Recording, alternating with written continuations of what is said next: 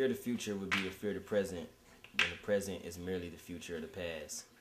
What does that mean? A lot of people always ask me that. It's not really that complicated. It's just the words. People have been knowing what that meant their whole lives. People always worry. It's like most of all the people that I know, all they do is walk around talking or thinking about what am I going to do when this time comes tomorrow or next week or the day after that. And nobody ever has answers. And people walk around so scared of tomorrow as if today wasn't once tomorrow. You know what I'm saying? But I'm not about to sit here and lie and say I don't feel the same way. I do. Mostly every day. You know what I'm saying? I have a top 10 list of things I can't stand.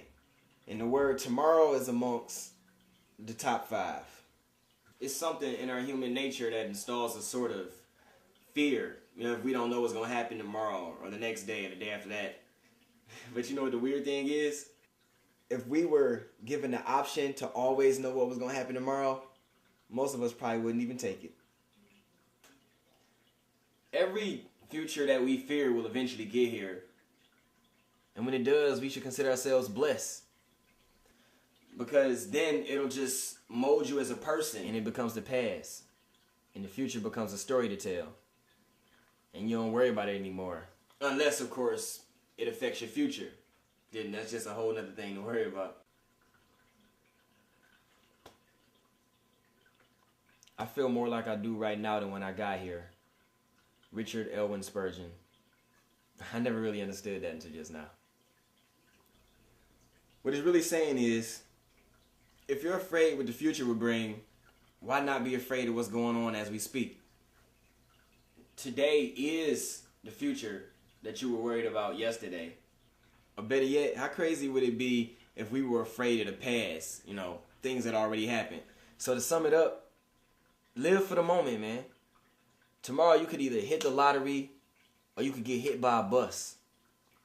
Either way, you're still going to always be right here, right now. You know what I'm saying? And you can never avoid the present, no matter how hard you try. So you might as well live it up while it's here, man. A man shouldn't fear death. A man should fear the unlived life. How does living by that motto make me qualified? I never said it made me qualified for anything. You know what I'm saying? I'm just trying to better the quality of my life. And if that makes me qualified for anything, then all blessings be to God. I mean, that depends on what your definition of qualification is.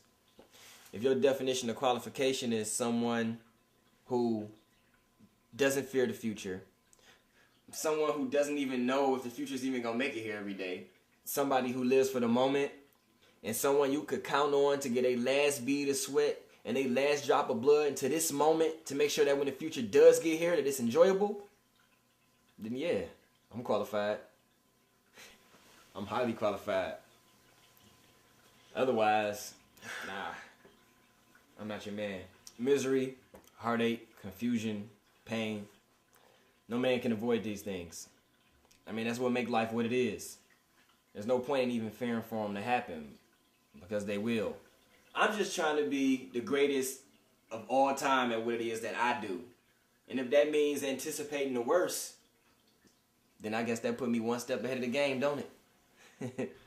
It's taken me my whole life to get me where I am today. And then today is just the beginning of the rest of it. Alright, here, let me break it down for you. In the future, I'm going to get up out this chair and I'm going to walk off.